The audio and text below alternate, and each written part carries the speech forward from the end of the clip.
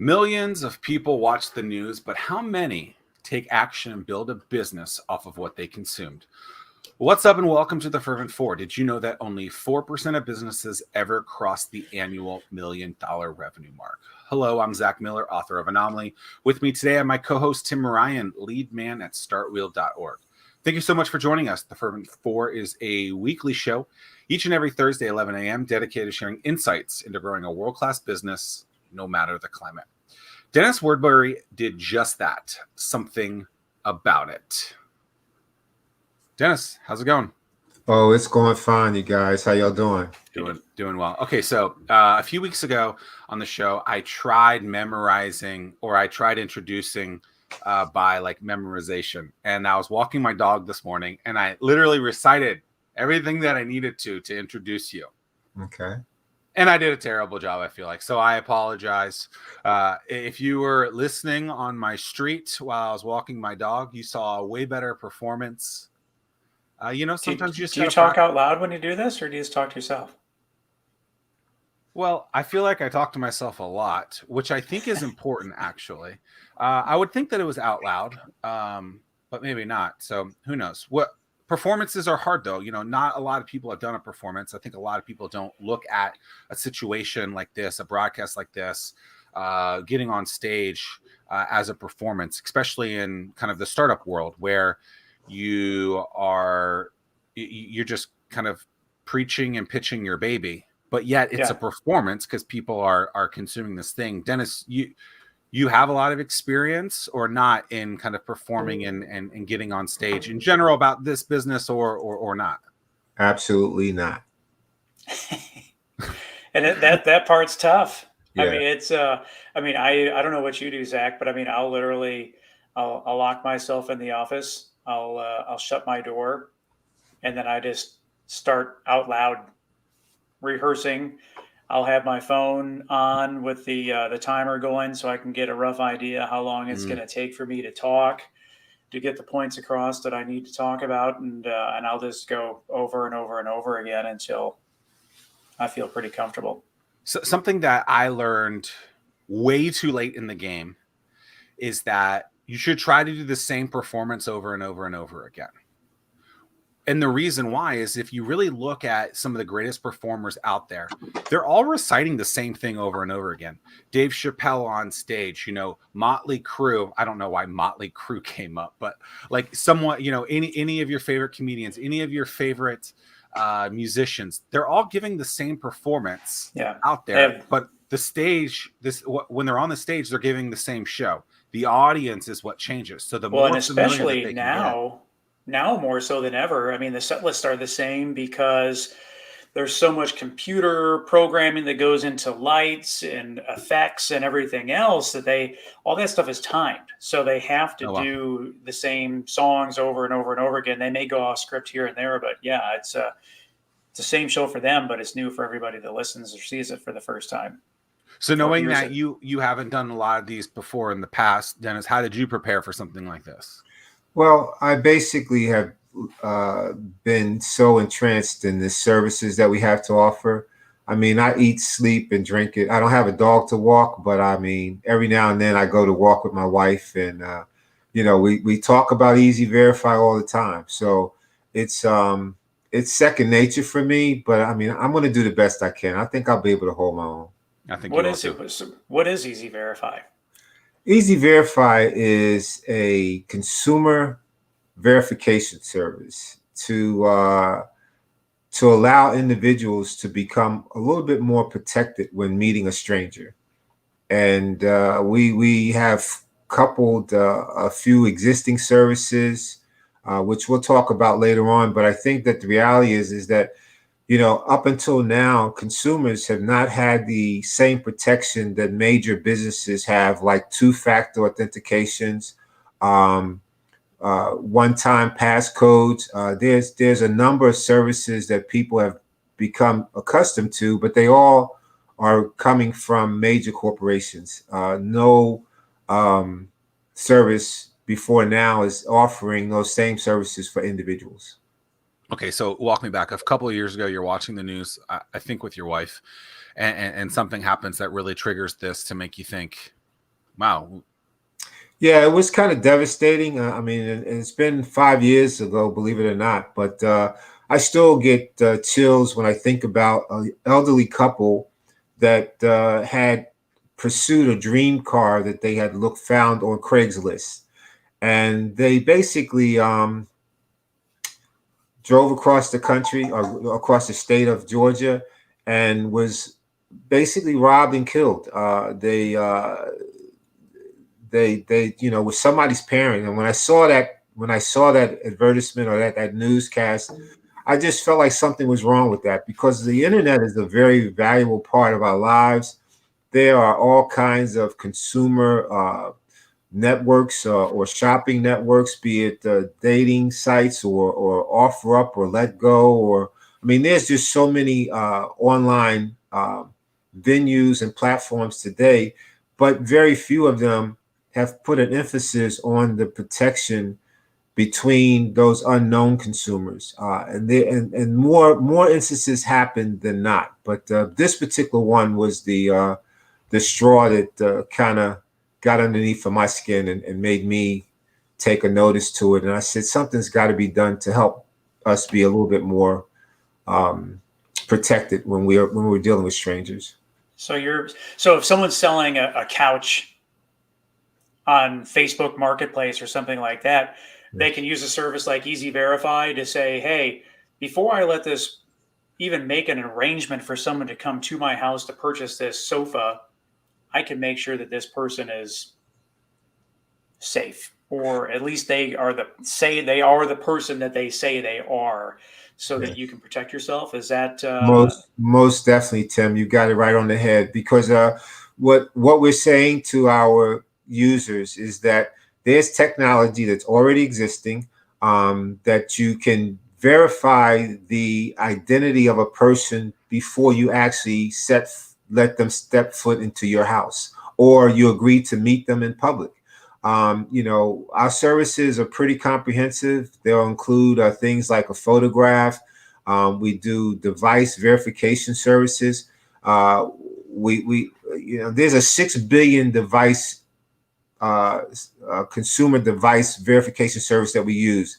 6 billion devices we are linked back to an individual, and all those individuals are then linked to a service provider. Like my mobile device is a T-Mobile. I use T-Mobile. Well, T-Mobile connects me with the ID of my device. So when I register with eZverifi, now there's a link between my device, who I am personally, and my identity. So with that, if someone is using, if they're a buyer or a seller, would they then register themselves with eZverifi, and then you can say, hey, this is my profile, I check out? Or is this something that happens afterwards that they say, hey, I want to? We're trying to, Tim, we're trying to make this part of the purchasing or the transaction process. It takes less than a couple of minutes, depending on the status of where we are. For example, all our registrations are free, and it takes about 2 or 3 minutes for you to register with our services. Once you're registered, you have the opportunity to then verify someone else. In order to do that, though, you have to actually activate your account. When you activate your account, you'll be able to then verify someone else. And I think that, for the most part, it's very affordable. It's less than $2.49 per verification.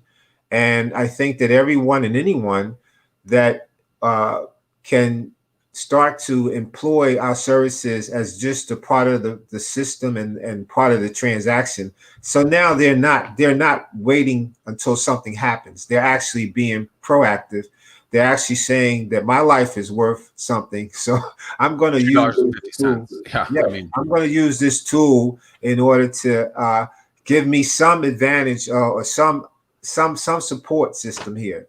We have a built-in rating system that people can rate who they've dealt with in the past.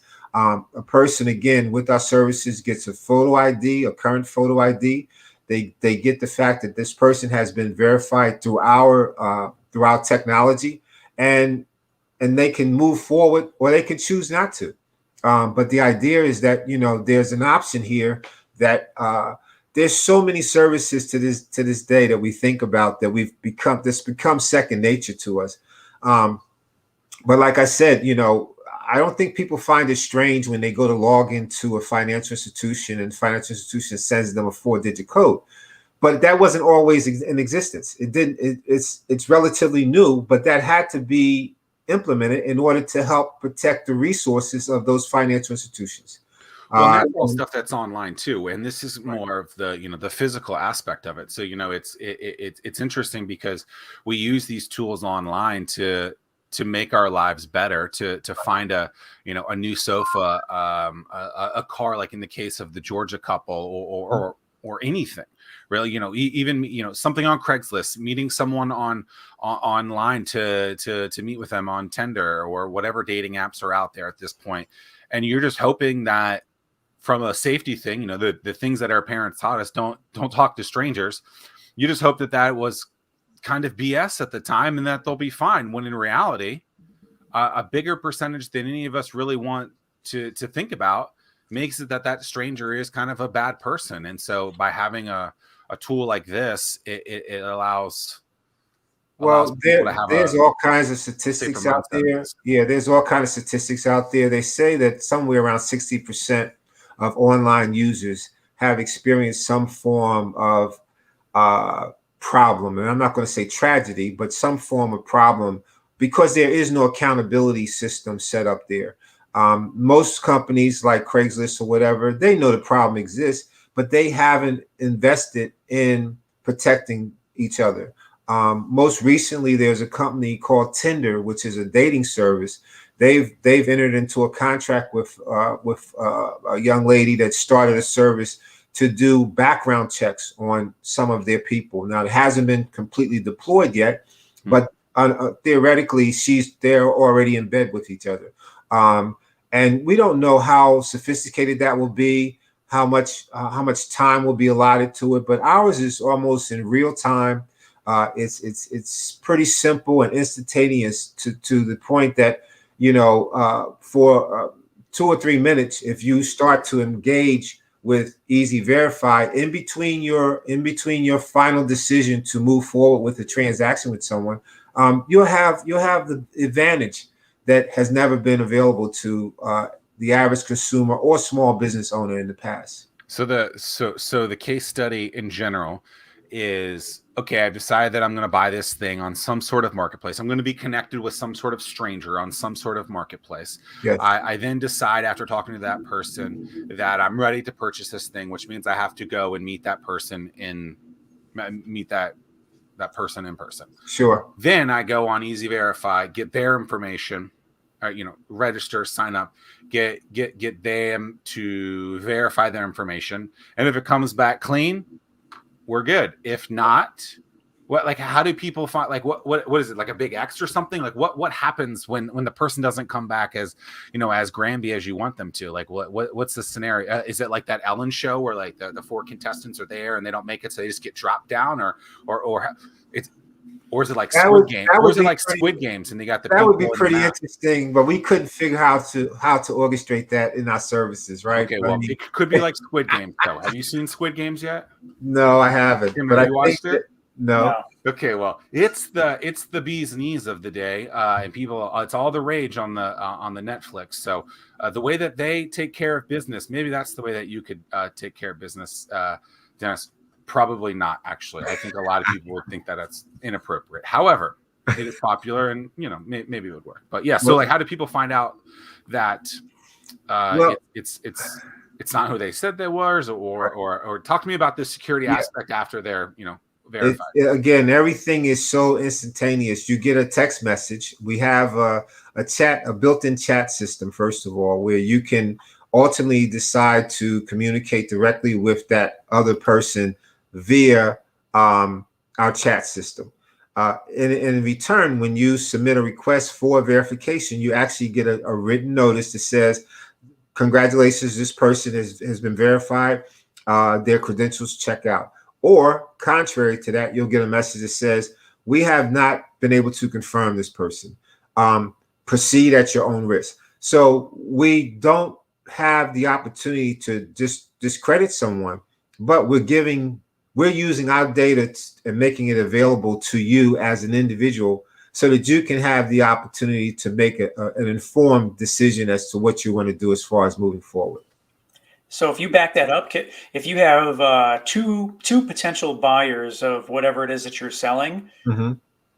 can you compare the two and say, hey, this one's already verified through eZverifi and this one is Sure. not? I'm going to go through the eZverifi person. Or Most do you have definitely.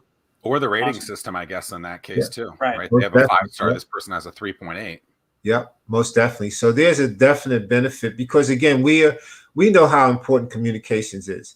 And in any relationship, the better and open the communications is, the more beneficial it's going to be for both parties or for all parties. And we know that through our services, we are opening the door for individuals to join together and be supportive. Because think about it, the person that has an interest in deceiving or taking advantage of someone is probably not going to want to be a member of eZverifi. Number one, they probably won't be verified, but more importantly, they will be exposed. And in exposing that person, now they're no longer a part of our network or never been a part of our network. And therefore, we will be able to support our members to be in contact with other trusted people.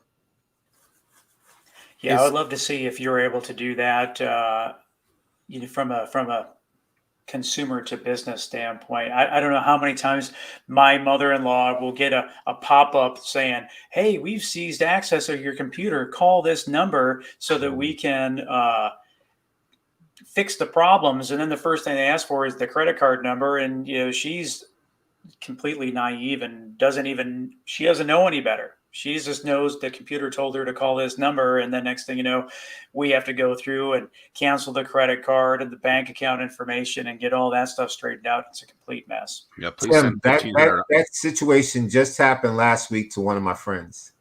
Just happened last week. And like you're saying, it's actually sort of terrifying, when you think that they actually got into his computer because he called the number that they had provided. He called the number thinking he was reaching Microsoft. Yeah. And they actually linked on, had him to help them to log into his computer technically so that they could see what the problem was. And it was, I mean, my friend, he's not a scary person, but look, he was just as scared. He was like, I feel like I've been violated, and I'm like, well, you have, because you've actually opened the door for someone to access your information. And that's just another phase of it. So what I did with him was I took the phone number that they had asked him to call and I ran it through eZverifi.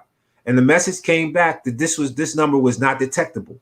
So had he been able to dial that number before he actually called it, he would have known I should not do this. Now, a lot of times, even today, and I don't know if you guys get it, but I get a lot of scam messages on my cell phone.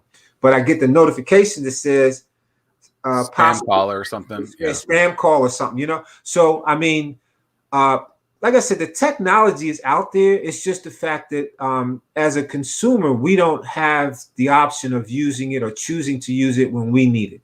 Right. The institutions that have employed that technology, they've done it for a reason. They've done it because it works. They've done it because it is a necessity in this day and time when people are all over the world. When you have countries that are literally I mean, they make so much off of scamming people that it's unbelievable, So only way you respond to that is by, bringing those ghosts out of the closet. Those boogeyman got to come out the closet. And if you can shine a light on them, they gotta go hide or go get a job. Well, I think a lot of the reasons why companies don't do this type of security at first is because it's such an outlier if you really think about it. It's like, get users on there. Do you build something like this as part of the program, or do you really just need to get the people to connect first, right? And part of the marketing message is it's a safe place to connect, right? And you don't want to acknowledge that it may not be. Well, how do companies handle situations like that from a safety perspective? Well, I mean, do they just kind of like... Yeah, I mean, as I'm listening to Dennis talk, I'm just thinking that's part of the problems where, like, if you're a publicly traded company and your stock prices were directly related on number of monthly active users, and you have a lot of these active users could be scam people, so it's like, man, it's complicated. Well, and with the pandemic, I mean, I could think of someone like Eric J. Olson, who was buying gym equipment like crazy because he couldn't go to his local gym to work out. And so he's meeting these people to buy this gym equipment. He's not verifying any of it, and he's a short dude. I don't know if he's strong or anything. So who knows if he can actually defend himself in this situation. He's a pretty buff dude, Dennis. So I'm definitely joking this guy, but Okay. like, he lets his wife go out there in marketplace all the time. She's like, oh yeah, come pick up this or do that. And I sit there and I'm just like, this is interesting. Cause like, there's a lot of people who participate in peer-to-peer transactions like crazy. And they just hope that everything's going to be Granby. Yeah. And who knows? And it only takes one moment for your day to be ruined, 1 second. Yeah. And it's unfortunate because, again, I surmise that most people are intelligent and that they really want to do the right thing, so giving them the opportunity and the choice is what's been missing. They really haven't had a choice. I mean, there's so many great deals online, but Mama used to say, if it sounds too good to be true, then it probably is, so nowadays, when you think about it, you could actually, you see all these deal opportunities, come buy this and get one free or whatever the case might be. I mean, you just have to be a little bit more practical in your expectations, maybe, of what it is that you're looking for. But I think that with a tool like eZverifi, and don't get me wrong, our goal is to help save a tragedy of one person, not millions, because we feel that, everyone, it's going to take time for people to have a need for our services. But the idea is that the merits speak for themselves. We're not doing something that's totally new or off the chain. We're just offering a service that exists to the general public and to small businesses. With a company like Tender getting involved in something like this with the individual that you talked about, that smaller business as well, it sounds like businesses that are unicorns, businesses that have a lot of a larger user base, are starting to take this a little bit more serious, which means that there's a market for this. Sure. Where do you ultimately see this going? I mean, is the idea to get acquired by one of those companies and let them use your stack around it? How do you see this kind of evolving out into the world of big business and peer-to-peer transactions? Well, first of all, I look at where eZverifi is as just the starting ground. I mean, we're on ground zero, so we're trying to find our own extra niche in terms of continued growth. In technology, everything evolves, and that's what I've learned from being in this for the last few years, is that having the right team and being able to put together, that have that foresight to be able to say to folks, look, we want something that's not only efficient, but something that's effective as well. And trying to foresee what our future is like. Oh man, it could be enormous. I mean, I've already got so many avenues in my mind about what assets, what value services like eZverifi, because we're not going to be the only one out here, because it's just a matter of timing. Realtors, for example, meet people all the time when they're going to show properties or whatever, and that's a 40-50% female dominated industry, and they have to go in couples. They have to change their routines and everything else just to be safer. They go to take karate lessons. I mean, there's all kinds of things that people are doing, and we just feel that eZverifi will just become an integral part of a person's everyday life. You know, it's just a service that they'll be able to say, hey, I don't have to take this risk any longer. I can for dollar and a half, whatever, couple dollars, I can go verify someone's identity real quickly and conveniently. So what have you learned along this journey about starting a tech company? Well, Tim, I have about 30 years in construction business, so I'm used to not talking to people. I'm used to talking to bricks, and bricks don't talk back, you know. So it's been very, very difficult because I'm not an IT person by nature, but I am a builder. So as a builder, I've always learned in building a project, a house, or building, or whatever. I never did that singularly. I always had to build a team. I had to have my own staff. I had to have my subcontractors. I had to have other vendors. So this is really no different for me as far as a business owner. We've just been struggling. We've worked with folks offshore. We've worked with freelancers. We have we have been successful at having management expertise provided to us by other folks. I mean, it's just been a real inspiring thing for me because I like challenges, number one, but I also like being able to help others, you know. And as this project has evolved, it's just every day I wake up and I'm surprised at something new that's being afforded me the opportunity to make this thing even better. So I don't know if I answered your question, but it's just, like I said, it's just been a real learning process for me. It's interesting hearing that, though, Tim. As I'm listening, you know, I'm hearing, you know, building a business is the same. It's the thing inside of it that's different, and that, you know, with having 3 decades of experience in construction, you know, the building aspect from a management perspective is the same, right? And I think that's, you know, that's probably how business schools teach things. It's like, oh, the business, you know, it doesn't matter what the business is. This is the way to do it. Yet technology is this interesting thing. Mobile application verification kind of stuff, you know, it's still pretty young. If we look back at, I don't know, 2004, somewhere in Boston, you know, there was a guy named Zuckerberg building the internet, and now a lot of things are being built off of that, if you think about it. And so we're still not even at 2 decades of that. Technology has definitely grown. You know, you hear Dennis talk about stuff like that. What are some of, because you've dealt with so many founders in the area, Tim, that have technology, you know, struggles and things like that, what are some of the things that you've seen them do to push through or to gain what they want out of their business, where it's, you know, we don't live in a Silicon Valley where it's so tech heavy and stuff like that? Yeah, I mean, I think the big thing that people need to do is, I mean, it's great that someone like Dennis has embraced a technology-based business and not letting that be a barrier. But a big thing that people can do to help themselves out is to find that partner, find that champion, find that co-founder, whatever you want to call it, that has that technical background that you can lean into.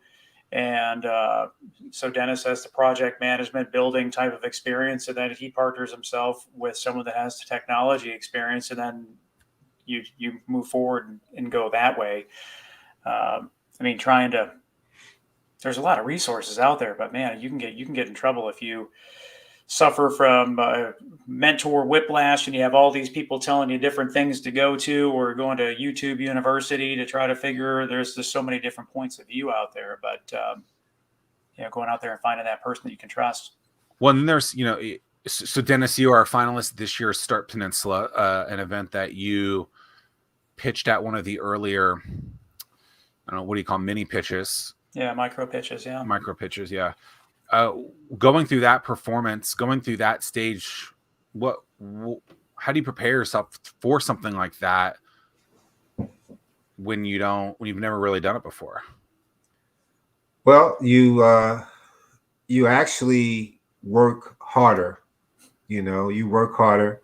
You lose yourself somewhat in the process that you're endeavored to complete. And taking ownership of things is an essential part of being successful. So I've always, good or bad, if I messed it up, I'd get it right, and if I got it right, I move on to the next one. So um, I I like surprises. I like to surprise myself. I like to say, "Wow, that got done." But the idea is that I never really sort of count my chickens, if you will. I just work hard, and I continue to surround myself with knowledgeable and supportive people. I mean, it's it's a respect for the game. The game of business and the industry itself is so lucrative. Hampton Roads is a very wealthy collage of individuals from all walks of life. And like Tim has said, there's so many resources out here to help people.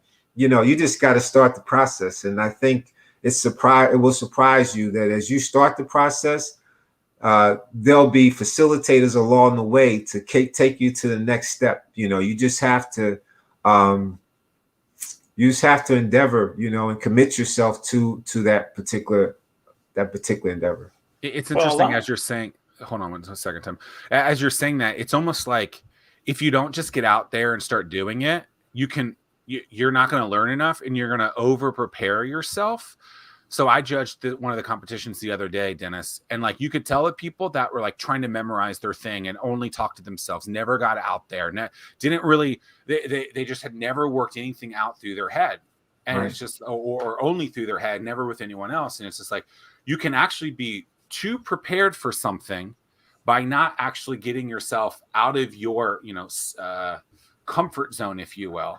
And I think that's interesting that, that's how I kind of recap what you were saying. It's like, hey, like we know challenges are going to happen. Maybe I should have bullet points on what I want to say, but that's about it. Like, I don't know. I don't know what this judge is going to say. I don't know what, I don't know what Zack and Tim are going to ask me on this show, Well, like that's it. I mean, everybody would memorize what they're saying. They would think they would have everything together and ready to go. And then when Zack was a judge, Zack would essentially punch him in the face. And then they wouldn't know what to do because Zack asked something that wasn't in the bullet points for him to remember. So it's like, I applaud you, Dennis, for going out there and putting your baby out there on display for people to see and judge. And so as you're getting out there and you're talking to customers and you're getting customers and you're starting to generate revenue, now you're in a position where you can ask judges or mentors, or when a judge asks you, hey, how do you make money? What's your revenue model? And that you can save so much time and so much pain by being forced to think through that process now and learning that now and testing that now and failing now and then correcting it, because otherwise if you prolong that 6 months, 12 months, those problems just become bigger and they become more difficult to correct. And you're facing all of these things now and able to address them. So I applaud you for that. Well, thank you, Tim. You and Zack together have been very, very inspirational, very informative as well as far as supporting our endeavor. I think that when I look at where I've come from, and I had no idea that evening would wind up changing my life. I just thought when I saw, I'm watching the 11 o'clock news like I've done most of the nights of my life. But that particular night, it was so different because it changed. It gave me a different purpose. It made something that was not existing in my life real. And all of a sudden now I had to do something about it because things aren't going to get better when people just watch things, or hope that they get better. You have to be able to take some form of action towards trying to make them better. And I think eZverifi is I mean, just the name itself. If I told you some of the names that I tried to employ with it, you would be like, hear them. Come on. Wow. It's crazy because Dennis's verification tool. I kind of discarded them because at the end of the day, they were all leading to eZverifi.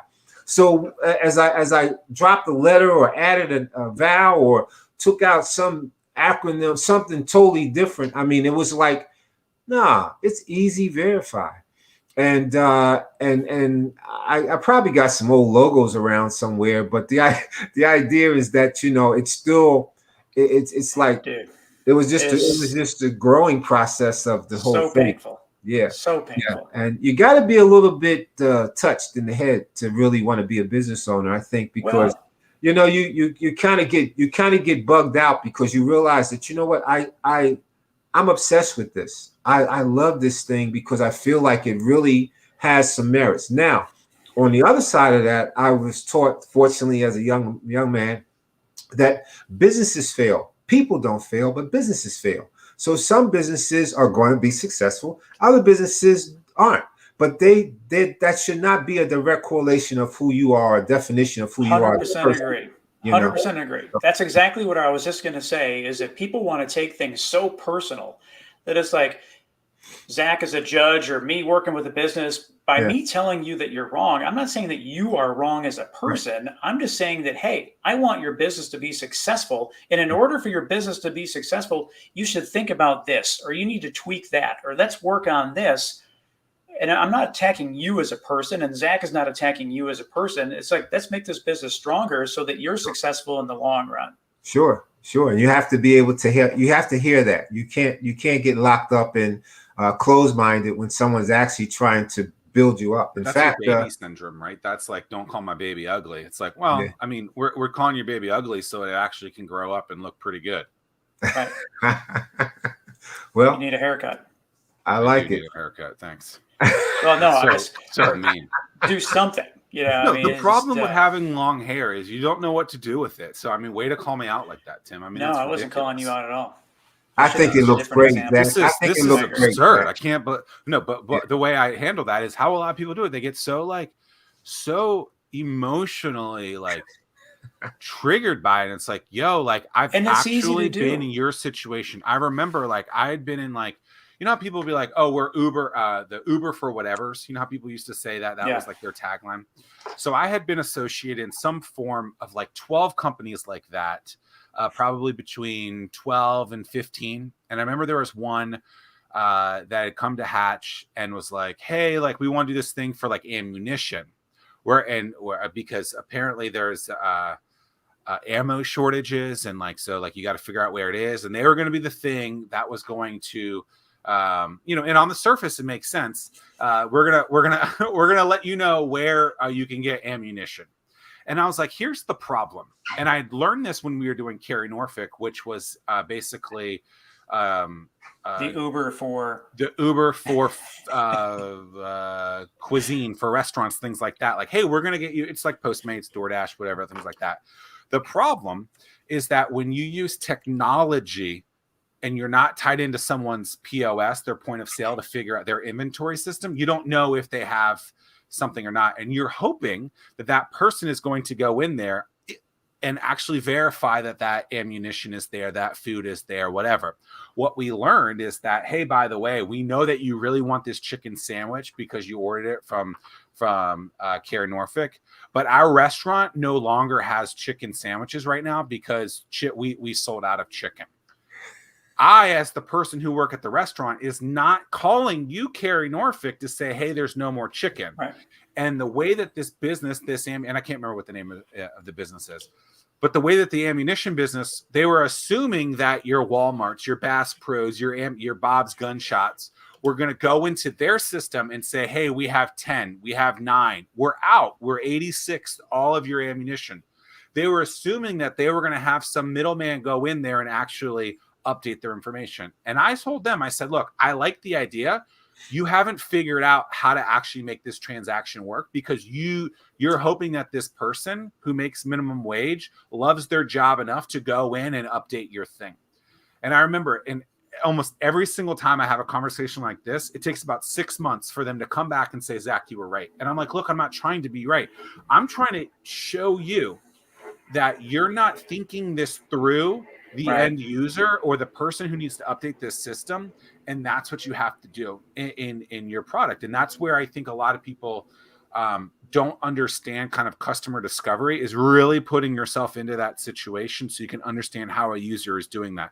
Dennis, you're saying this from the, the real estate office, from, the Craigslist purchases and things like, or watching a show like Clickbait, where there's people who are catfishing and things like that. These are all potential scenarios where an end user could use your system. It's now figuring out, okay, which one of those is actually sticking. And then you basically go all in on that and figure that out. And so it's understanding why the person is providing you mentorship, advice, whatever, and then finding a way to verifying that in a way that makes it usable for the end user. So yes, most definitely.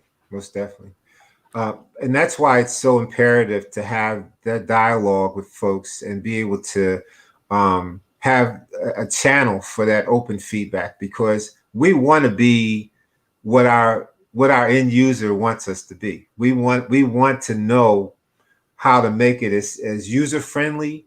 We want to make it as affordable, as accessible. I mean, I'd give them away, but my wife won't let me, Oh, I've heard that before. Oh, wow. Okay, Dag. I think that was Little Joe's. But anyway, that was a good advertising campaign. Yeah. Like, it's working. Okay. But anyway, I just think that that when you have like right now, we're looking to start our promotion campaign, because we kind of evaluated the advertising marketplace. How do we get our brand out there? How do we let people know that we exist? How do we educate people on the services that we're here to offer?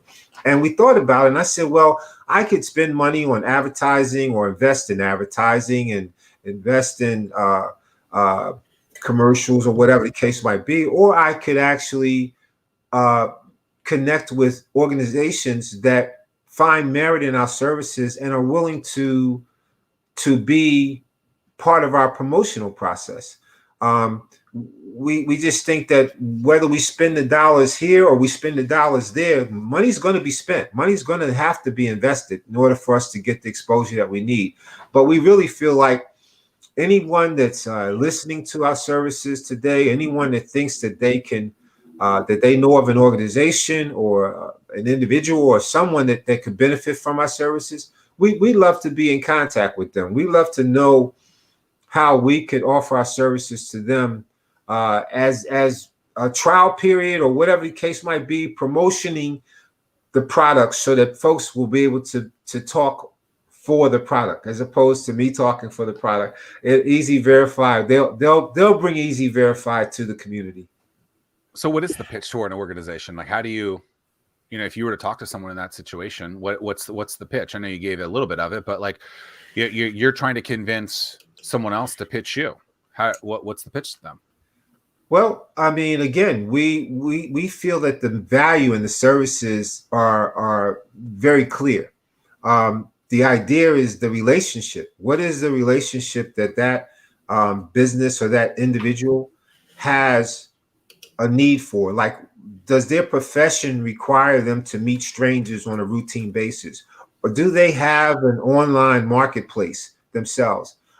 Do they use a dating site? So if any of these applications, are they in the military? Are they transient and don't know anyone, and they want to sell their mobile phone because they need to pay their rent that month? I don't know what the situation is, but whatever the circumstances would be, the need has to exist in order for them to find and experience the value that our services will offer. Why not take that exact scenario? Hey, are you in the military trying to sell your phone, and just focus on that one little niche aspect of it, and just I was going to ask, really maximize something like that, or just one of those organizations. Yeah, who your target market is right now. Yeah.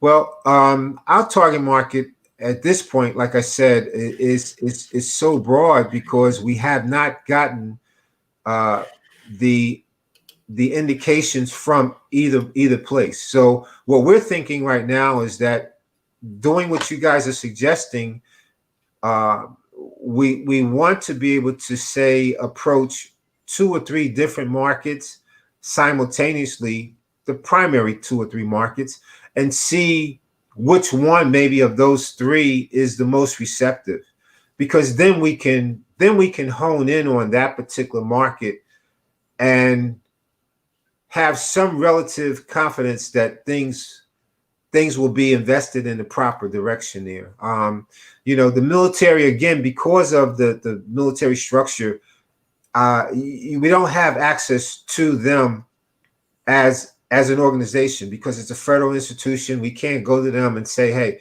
we're a private company and we want to do this with you. I mean, if that was the case, there'd be everyone that has a product in this area would want to be selling it to the military. But when we look at real estate companies, for example, we've looked at some MLSs, and we feel like there's a particular company in mind that we are going to approach their roster, their members, directly, because we want to offer them exclusively a benefit to our services. We're looking at a couple of different marketplaces. It's ironic because there was a experience I had not long ago. My wife has a little childcare business, but she needs some storage areas. So I told her, instead of maintaining a storage unit, I said, let's purchase a little Connex box, which we found, and we brought a Connex box from a guy. Well, when we brought the Connex box, they wanted us to wire them funds or transfer funds, or it was some other means of them getting paid. Everything except a credit card. So I said, why not take no, it was a COD or something like that. And he said, we don't do CODs, you got to pay us. I said, so how do we get you paid? He says, well, if you want to send us pay by credit card, you have to do this process where you have to take a photograph of yourself with your ID, and you have to text it to us. And I'm like, what? It was so crazy. So they're one of the people that we're going to go back to and say, hey, look, we purchased from you guys. Now we want y'all to purchase from us. They use, this is technology that this gentleman said that they've been using for years, where they literally require people, before they would accept the credit card from them, to take a photograph of themselves with the credit card. I mean, it was so funny, but I thought that was pretty interesting. How does it work with, so someone signs up, or is it a subscription model? Is it a transaction model? Walk us through the customer experience from that standpoint. It's actually a combination of both. It's a transaction model for those who don't have a consistent need. For those who actually want to have that subscription, they can like a small business, for example. We start them out with 50 verifications for $50. So it's actually like $1 per verification. That's why the value, as I referenced earlier, kind of fluctuates a little bit. But at $50 an hour, $50 $1 per transaction, you get 50 transactions. Now, once you use up those, you automatically will renew for another 50. So that's the subscription end versus the individual end, where the person that is only using it randomly or sporadically would need to just log in when they're ready to use it, and when they're not, they don't. And how does that work for the individual? Well, for the individual, once you've activated your account, the individual fee is $2.49. And that will allow you, with the phone number or email of anyone that you want to verify, that will allow you the opportunity to run them through eZverifi system and get your results as to what their standing is. I mean, I'm just thinking, me, as like I had mentioned, my mother-in-law, I would pay $30 a year for her to subscribe to your service and say, hey, before you call another 1-800 number and give someone your credit card number, use your service. And then, just based on how idea. Based on how I value my time. Yeah. Mm-hmm. That would. Well, think about how many people have sent $1,500 to the prince in some country that they've never heard of, right? I can think of, my. That's not true. That's not real. Well, that was the big thing that you start. Oh, the prince of wherever, I'm waiting for my money to come back. It's. I think about how many of those. Dennis's friend that did it last week. Your mother-in-law, my grandma-in-law, is that what you call grandma-in-law? A grandma-in-law who clicks and her computer's broken every other day because she clicks something, calls someone, whatever. Right, I mean, right. I would assume that aspect of like being scammed is like $100 billion a year market. That's to me, if I was Dennis, that would be my first target. That would be my first segment. Yeah, the parents or the concerned relative or friend of a thing buying it for this other aspect. And what I would do, I would, just like how Superhuman works, it's an email platform that I use. You sign up, and the first thing that they do is they set up a Zoom call, and they do a 30-minute concierge service with you and walk you through how to use the program and make sure that they answer every single question. And in terms of a customer experience standpoint, it's unlike anything that I have ever done.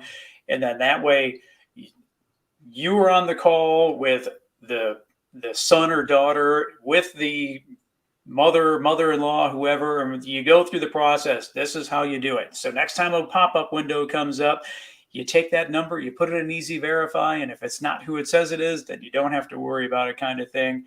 And then there's just that peace of mind. And then as the person paying for the service, man, $30 a year. I mean, I wouldn't even think twice about paying for something like that. That is another market. That's another market. I mean, we've had people say, look, we know that some of the Uber and delivery places, for example, they will send, or the taxi cab services, they'll send a supposedly verified driver to pick you up, but that verified driver has no idea who you are. It would be great if there was some connection between those two databases that would say, hey, not only are you the driver, but I am the passenger. So there's again a two-way communications that would exist there too. To me, like I said, I don't want to sound like it's the panacea or whatever, but the idea is that there's so many benefits that it has to offer. And I agree with you guys. I mean, I wish, well, it's making itself visible to me every day. I just haven't finally gotten to that point. And I'm going to tell you this, the first phone call that I received, or the first purchase that was made, I'm riding down the street and all of a sudden I heard my phone go off, cha-ching, and I was like, what was that? And it was someone purchasing membership with eZverifi, and I was like, wow, so it really does work. So did you set your ringtone to be money? Well, what happened, I guess, is my credit card supplier, once money comes in, it's like a little reaction that somebody just purchased your services. That's a crazy feeling when somebody thinks enough about you to say, here's a couple dollars for what you're offering me. It's like hearing your song on the radio for the first time. I would imagine. Oh wow! I can't there was nothing like it. The first time I saw someone wear like a Start Norfolk shirt on the street, I was like, oh, that's interesting. I have no idea who you are. Thanks for wearing my sweater. There's a guy. There's a guy that I see riding his bike around my neighborhood with a Start Peninsula shirt on. It was kind of the same thing. I'm like, I have no idea who this person is, but that's pretty cool. The worst feeling in the same the worst feeling in the same realm is when you see that shirt at the thrift store. Right. Like, hang on. For a quarter. So if I was to change my ringtone to something like that, or the transaction ringtone, it would be the $1 Million Man's when he, like the wrestling guy. Nah. That's not it. That's not it, Zach. Come on now. You want it to be, oh wow, they love me. Yeah, they do. But like you think of like the $1 Million Man, he comes out like the rest. I mean, come on. That would be that'd be fun. Okay. Anyway. What's something that we haven't talked about that you want to talk about? Well, for the most part, I think that, again, the benefits, we've kind of experienced that. But I really want to talk about our relationship with TransUnion. TransUnion was one of the first hurdles that we had to overcome. And the reason I say that is because they became an integral part of our verification. In other words, the first question we ask ourselves is, we want to verify someone else, but who's verifying us? And so often, it's like the old adage, who's judging the judge? Well, we went to TransUnion because TransUnion has a 6 billion device ID database service for people that they have verified.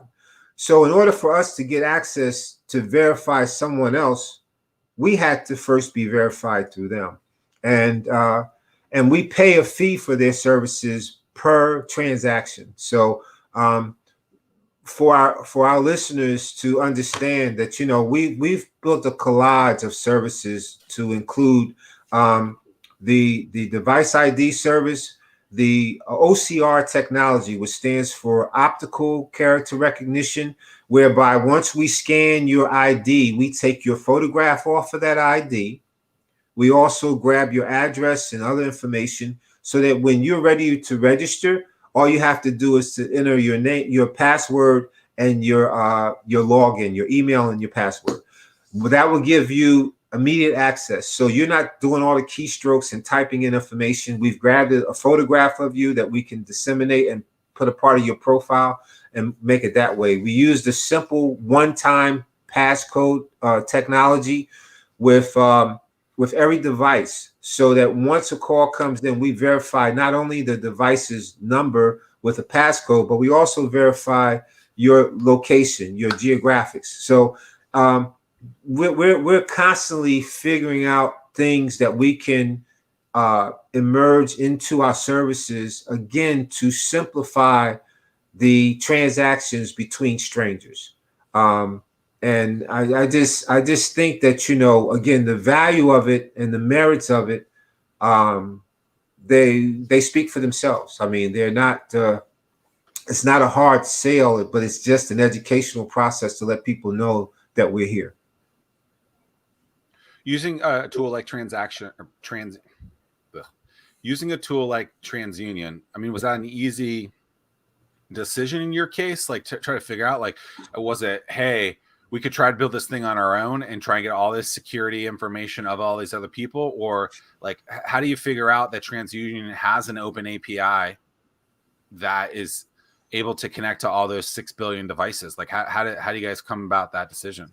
Sure. I mean, it was it was part of the research process. And it was kind of ironic that they actually did not have this technology until around 2 months, 3 months after we started doing our research. So it was like, again, a godsend that said, hey, well, if I was looking a month, 4 months ago, I wouldn't have found this from them. But when we started looking a few months later, we found out, wow, TransUnion just purchased this company that has this technology. They didn't have it themselves. But at the end of the day, we know that there's a lot of very, very lucrative and large companies. I mean, the identity verification market is a $60 billion industry. I mean, it's unbelievable with the amount of resources that go into it. And I think that every day it's just getting more and more common practice to.